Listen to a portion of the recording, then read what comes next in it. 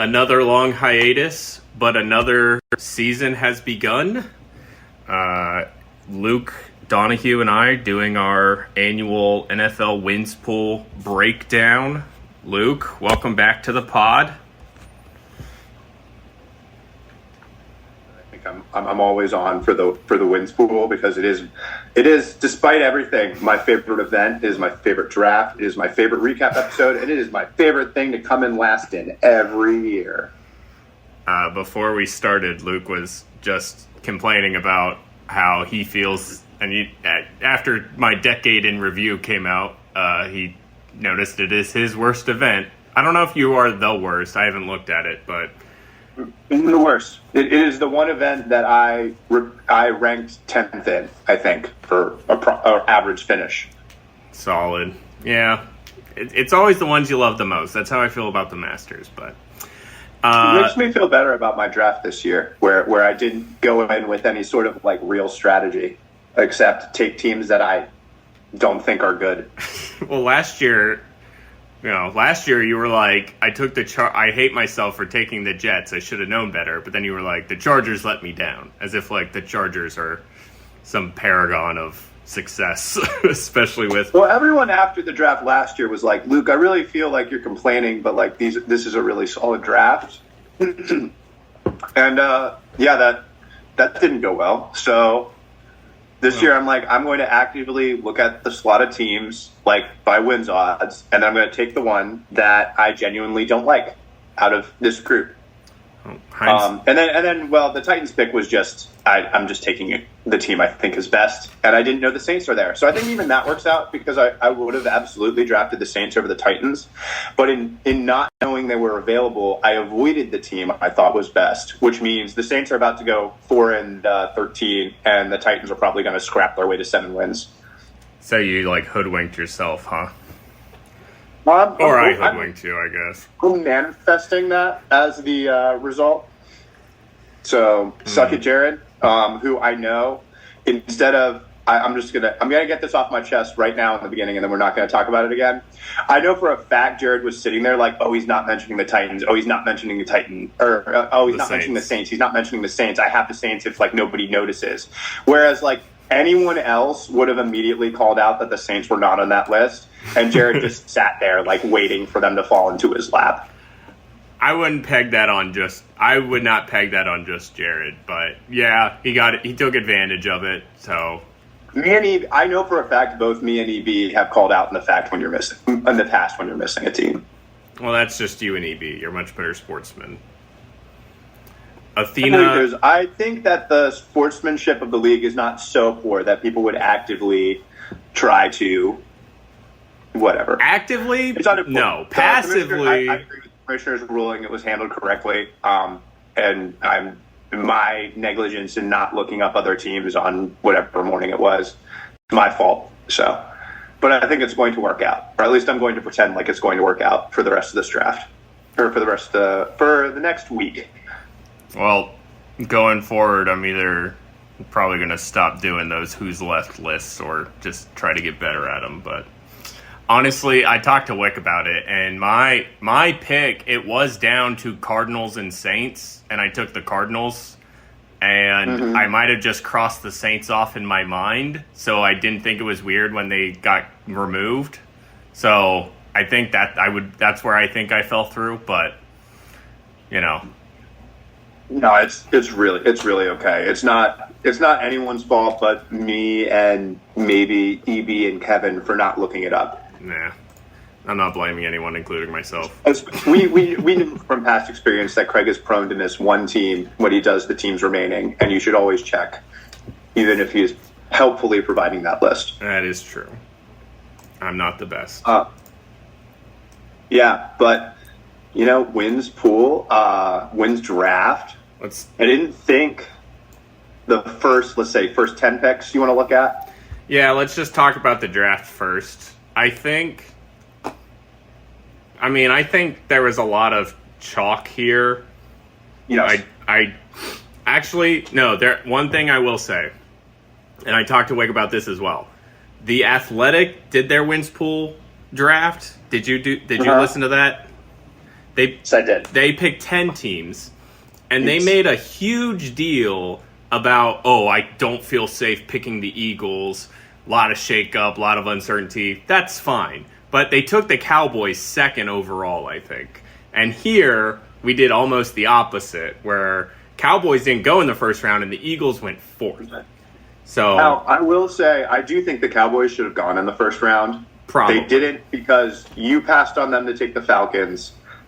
And I arguably drafted the Dolphins a little higher than I think more people would be comfortable. Right. And I think the Eagles should be top 10. I would not pick them to go 4. It was kind of a reach by Baxter, but one I admire. So props to him. But I think fair. I think that 4th pick is a dangerous one. In that, I think that most people would say the Niners and Lions are the top of the NFC and the Chiefs are the top of the AFC. But we're not entirely sure who that second team in the AFC is going to be this year.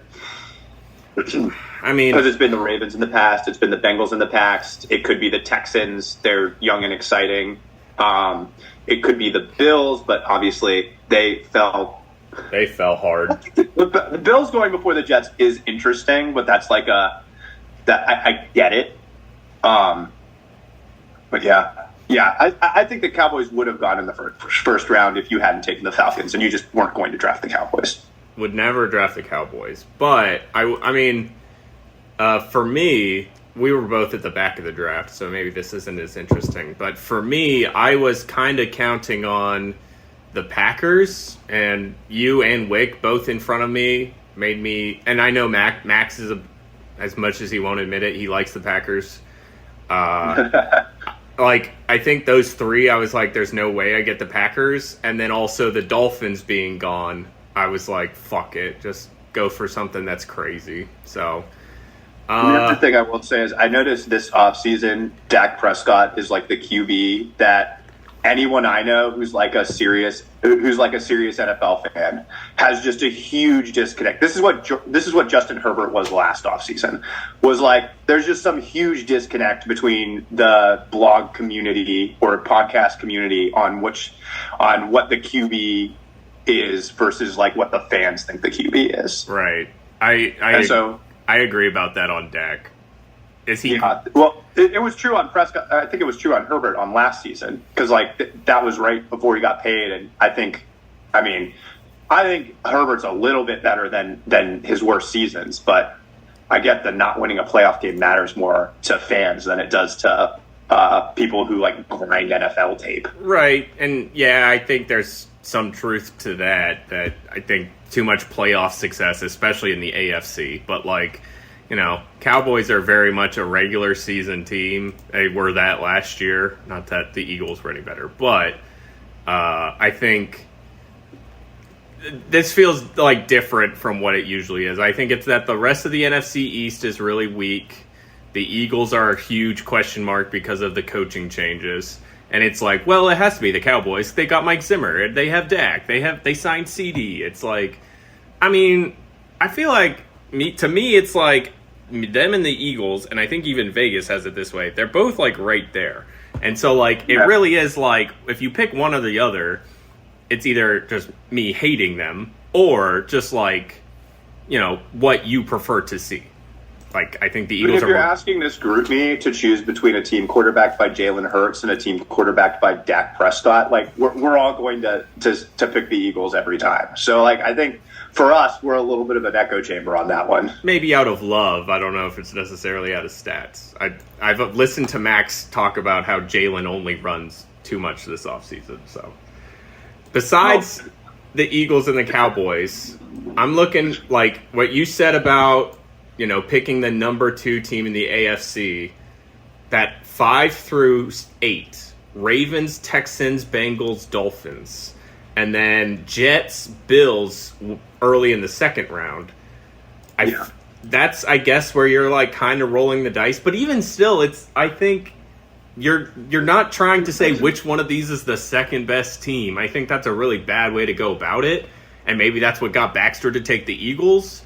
But it's like, which one of these wins you 11, 12 games? And I think Ravens, Texans, I would put at the top. Bengals, I would put up there. And Dolphins probably, and then Jets and Bills falling all the way down. I think is just like too many of us believe in the Dolphins, so that's too a bias. Most importantly, I do not believe in the Dolphins, so I selected them. Genius. That's the important thing on the Dolphins going 8. So if I don't believe in you, that's a good sign. So I'm kind of ambivalent about the Cowboys and Eagles, so I don't know if that's a good or a bad sign there. But for the Dolphins, importantly, very good sign. For me, it's kind of funny seeing the Bengals suddenly be the 4th picked team in the AFC when I'm pretty sure they were like top 4 last year, like with a bullet. And the only difference is they're better defensively, and Joe Burrow's back from injury from what they were 2 years ago. Yeah, Bengals were third last year. I'm like, and I get, I made a bunch of jokes at the end of last season about how Joe Burrow's finished less seasons healthy than Lamar Jackson has, which is true. But at the same time, it's not like, we're guaranteed a full season of Lamar Jackson. Mm-hmm. So I would have taken the Texans at Baxter's spot, but I have always believed in CJ Stroud. So maybe that means the Texans are the team to definitely fade right now. If we're continuing this meta game of Luke doesn't know anything about NFL wins pool, while the Ravens and Bengals both, I'm a little worried about that QB, which is also kind of what makes the AFC North so interesting, because none of those QBs are healthy, except none of those QBs regularly finish seasons except for Russell Wilson, and Russell Wilson's a threat to get benched for Justin Fields. It's like everybody talks about how good of a division that is. It's like this division's going to be having like Tyler Huntley versus Jake Browning to decide the division in week 16 or something. Best division in football. No mention of Deshaun Watson, who you also have in your wins pool. He's fully in that injury risk. We're not sure if he's going to finish the season. He is more injury prone over the past couple of years than Lamar or Burrow. So I feel like the Texans hype, I don't know. They should have gone in the first round. I would have put them in that same group we were just talking about, but there's just a lot of stuff that I'm like, are they really the team that's going to take the next step? They were really harder than people have been giving it credit for. Right. If they were that's a tougher division than people think. I don't know about tougher division, but I do think there's a lot of too many people are too certain that it's like, oh yeah, they won 10 games last year. CJ Stroud looks good. Will Anderson, the whole defense somehow put it together. And it's like, yeah, and I like that they got Diggs. I like that they're Danielle Hunter. I like Danielle. That's what Danielle Hunter. How much did he get? He got like 10 mil. I swear it wasn't much. 10 a year. He's in the Jadeveon Clowney new team every year stage of his career, except better. Yeah, but I think I think it's too easy to be like, yep, pencil them in for 11 wins. Like 10 easy, but 11's a lot.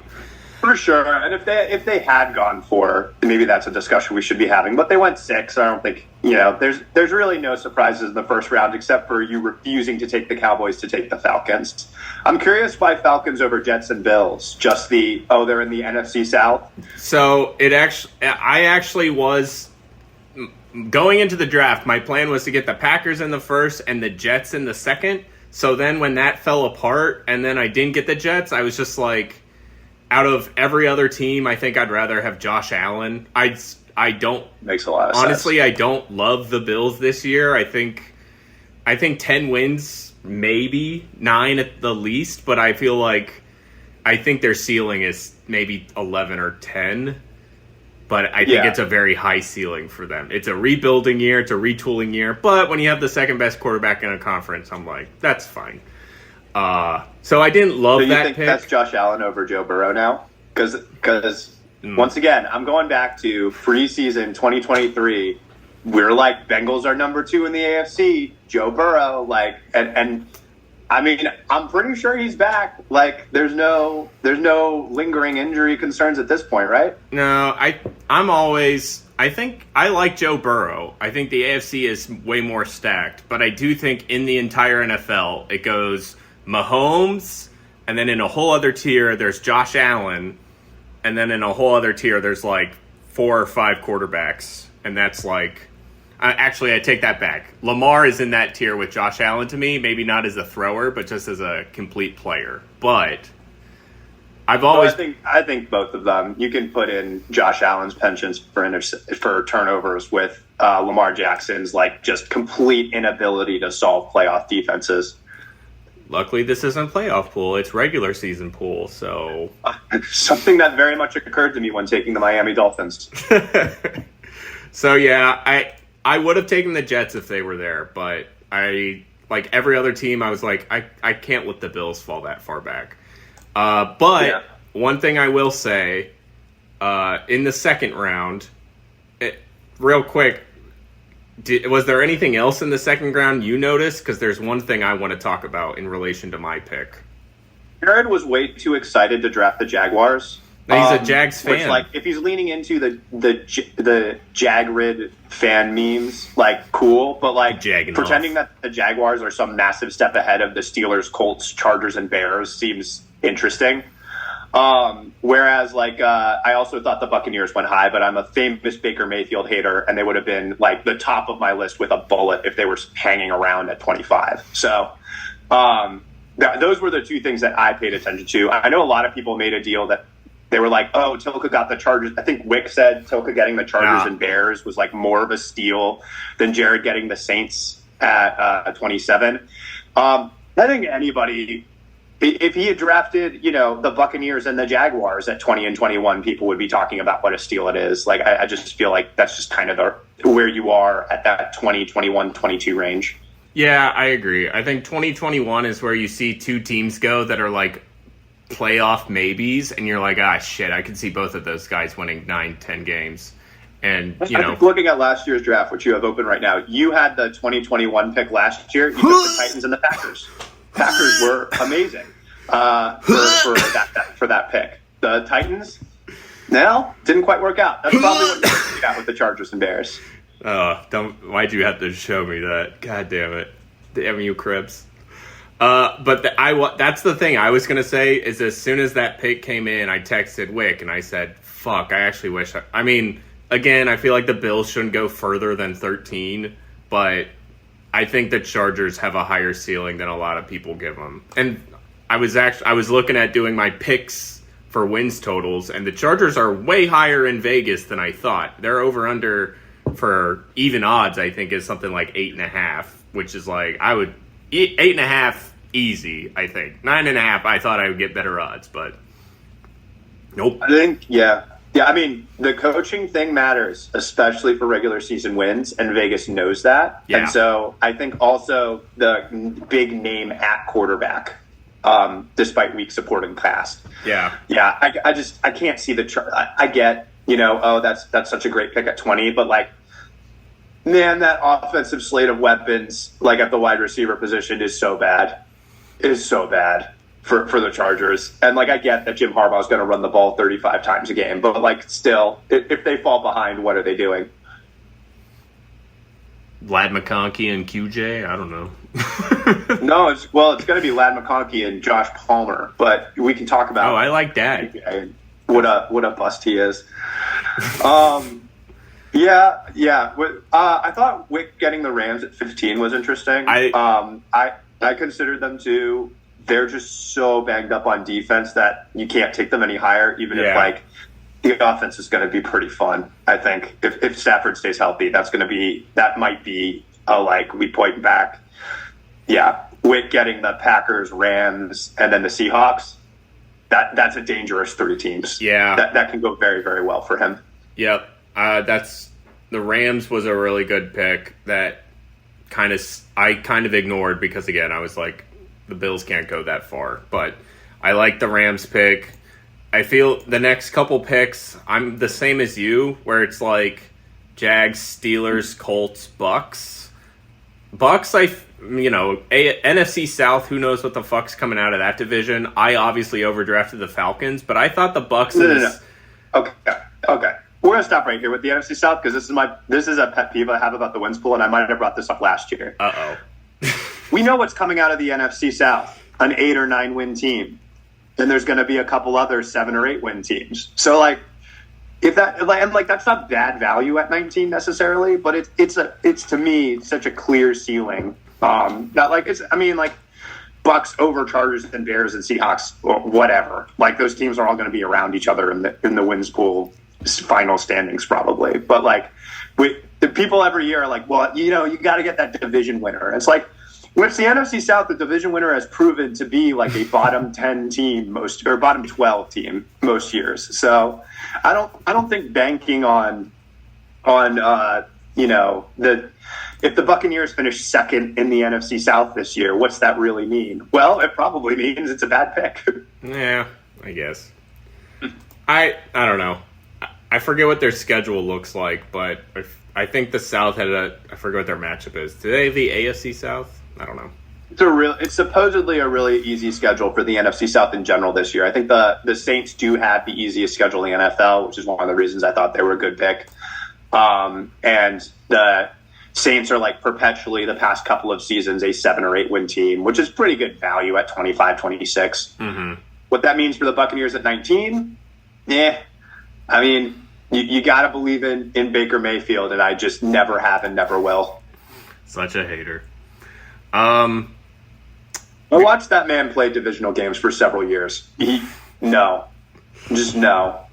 Stop giving that guy credit for throwing one-on-one balls to Mike Evans. Sometimes that's all you need to do. Have just look at what Russell Wilson's going to do with George Pickens. You mean what Justin Fields going to start doing with George Pickens week 5? You mean I mean. What can he do? I didn't think George Pickens was that good of a run blocker. He's back on his bullshit now where they call like run plays. He just runs up to the cornerback and chucks him on the ground. Because like the cornerback's like just like backpedaling, like preparing for it to be play action, and George Pickens just runs up to him and like 2-hand shoves him because it's a block. Sometimes that's all you're doing. He was doing that in preseason again. It's like, oh yes, George Pickens run blocking. Yep, he's gonna go put his hands on his hips. Go get that pancake, and then when the run actually comes to your side, be standing there with your hands on the hips going to the sideline.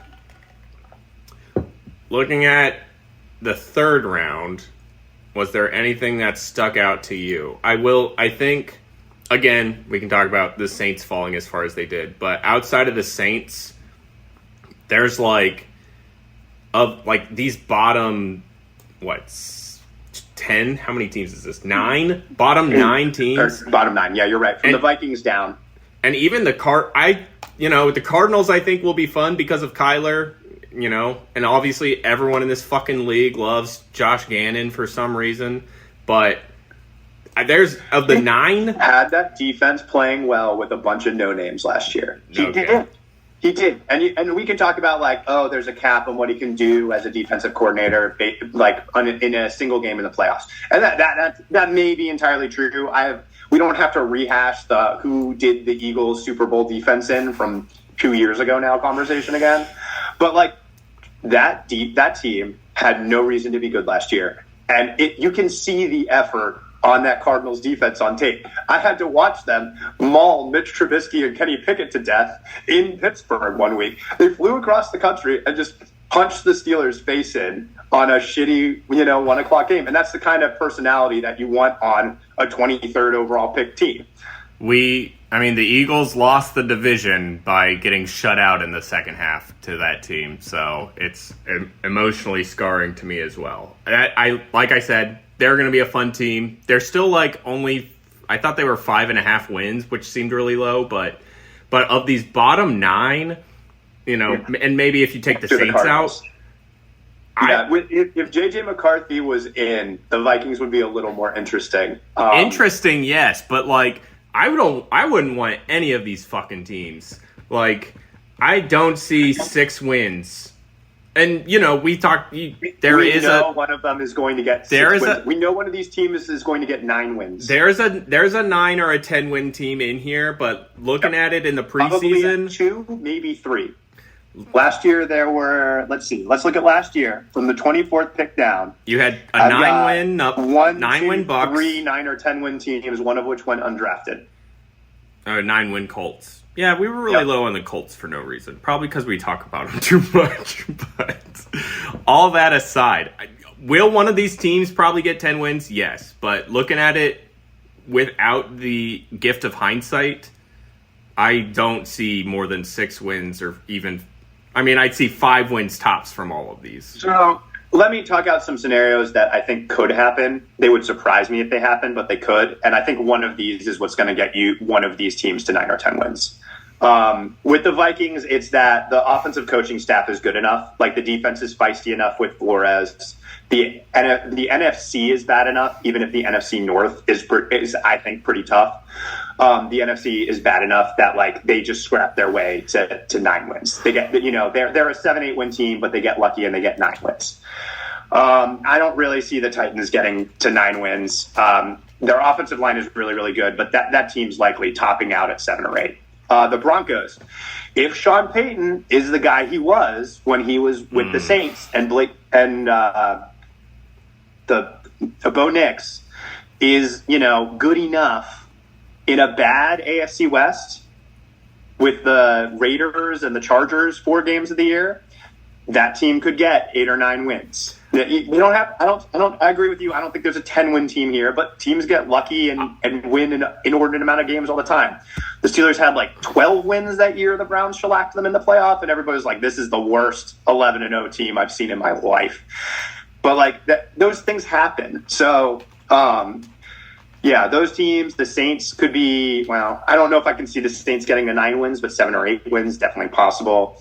And then with the Commanders, you're betting on the rookie QB just being something that no one's quite ready for.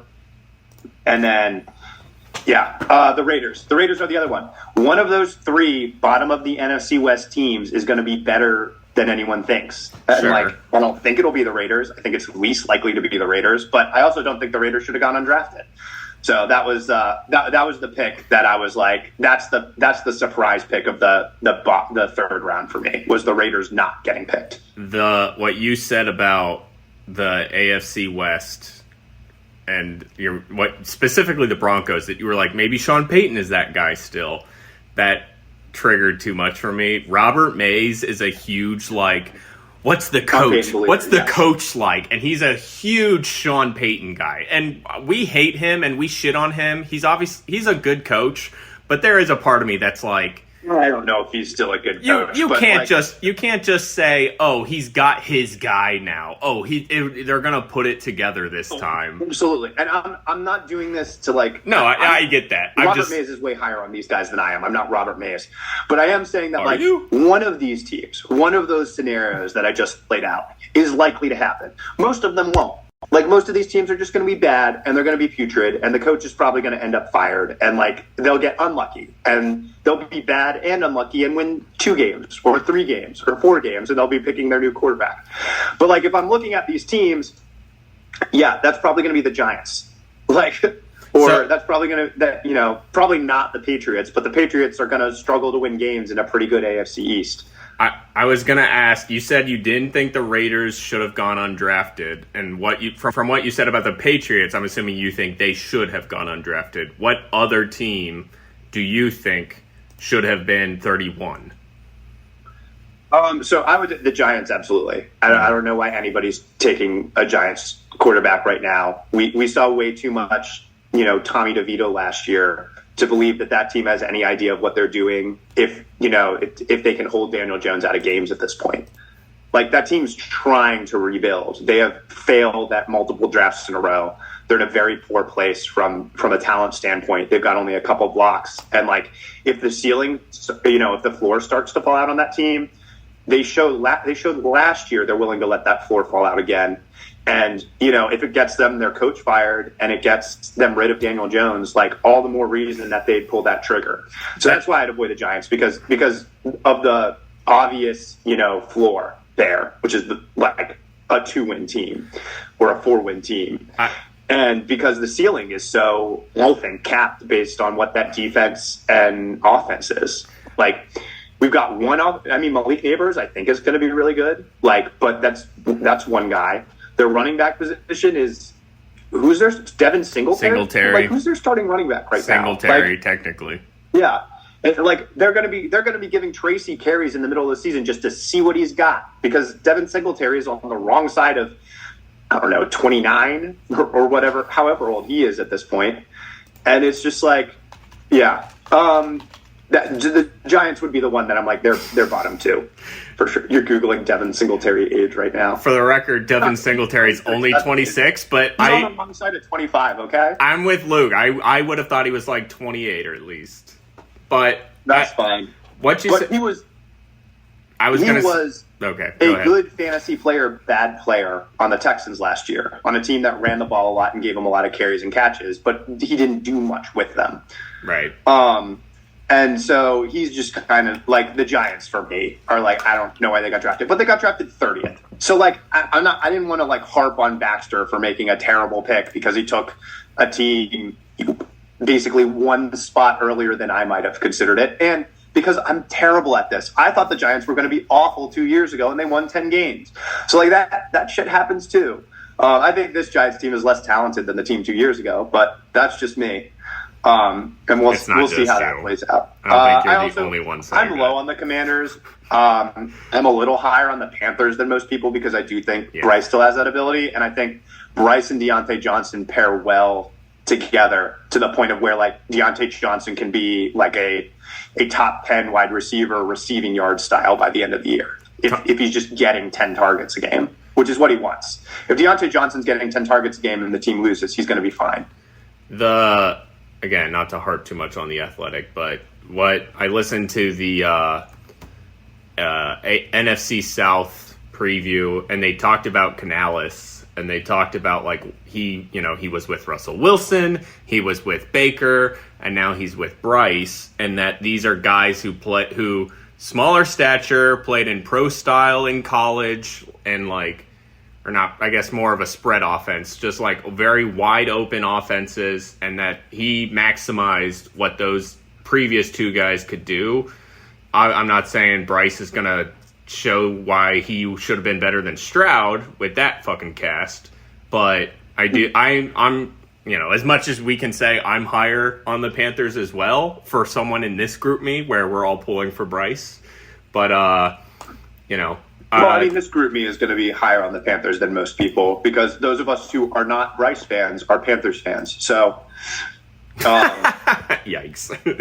Sorry, Stuart. I don't know if you're even going to listen to this, but Stuart definitely should not listen to this. I would advise him not to listen to this, especially as we basically call you came this close to calling Jalen Hurts like a better Cam Newton in the early part of the podcast and didn't even realize it. I would never say such a thing about Jalen. That's so derogatory. Okay, so that was the whole draft. Looking at specific teams, I guess what is besides yourself, who do you think finishes in the bottom? Because yes, absolutely me. Let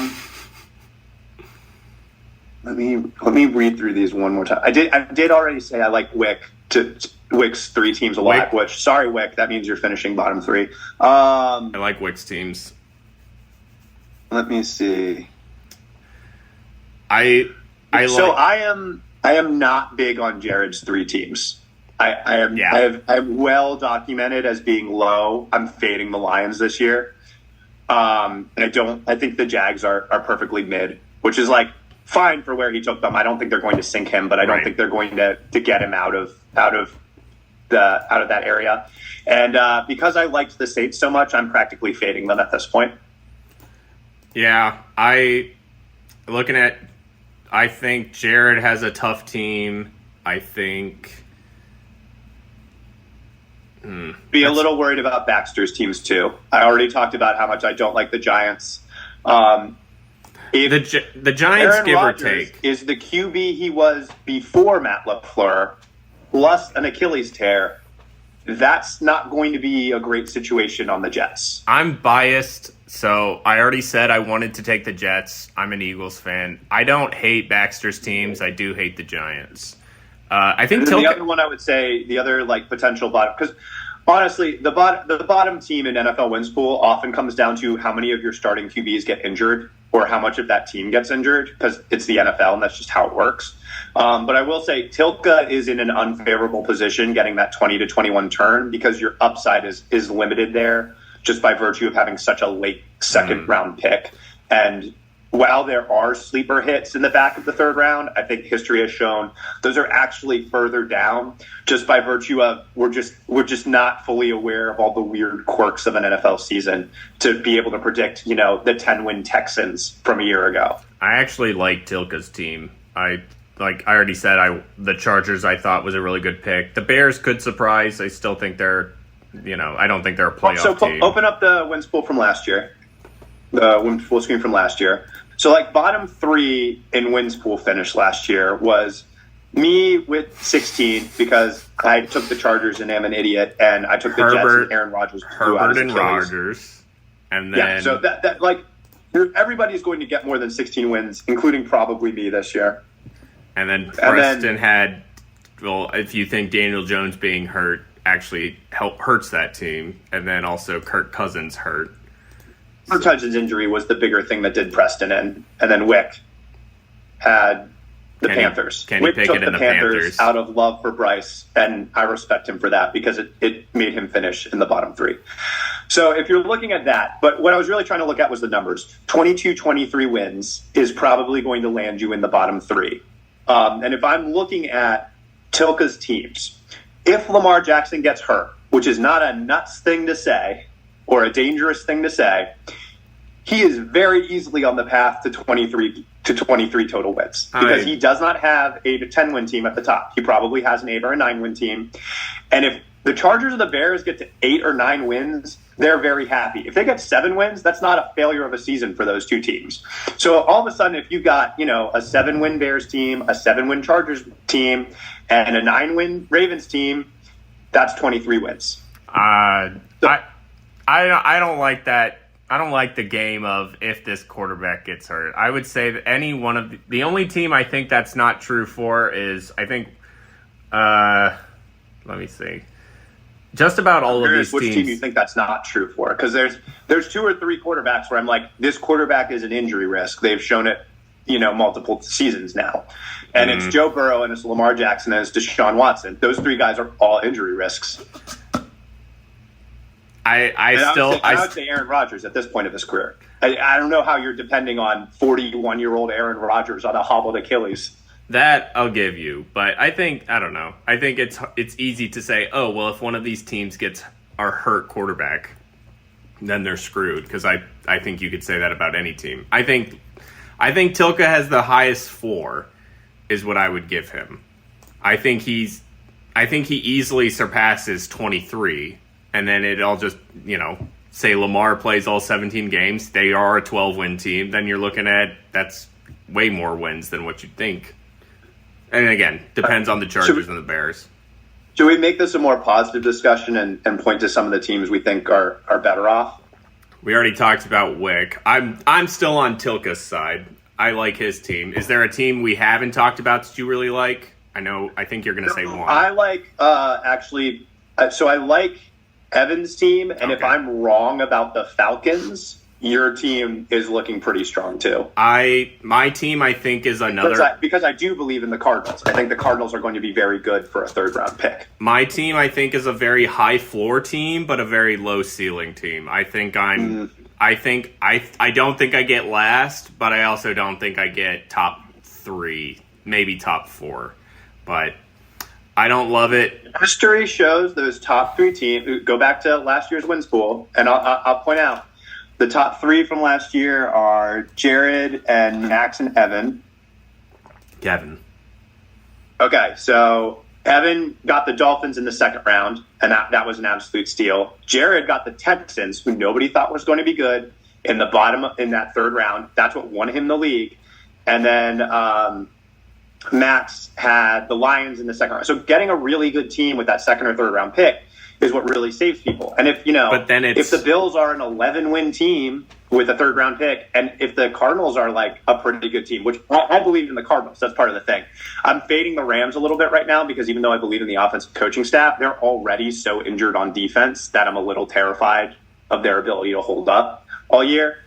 I see the Cardinals, being a feisty 8-9 win team there. And so that would get you, like, as long as the Falcons don't sink you, which is what I said, that was my opening caveat. If I'm wrong about the Falcons and the Falcons are a good, like, 11 win team this year, that's a top 3 team potential league winner.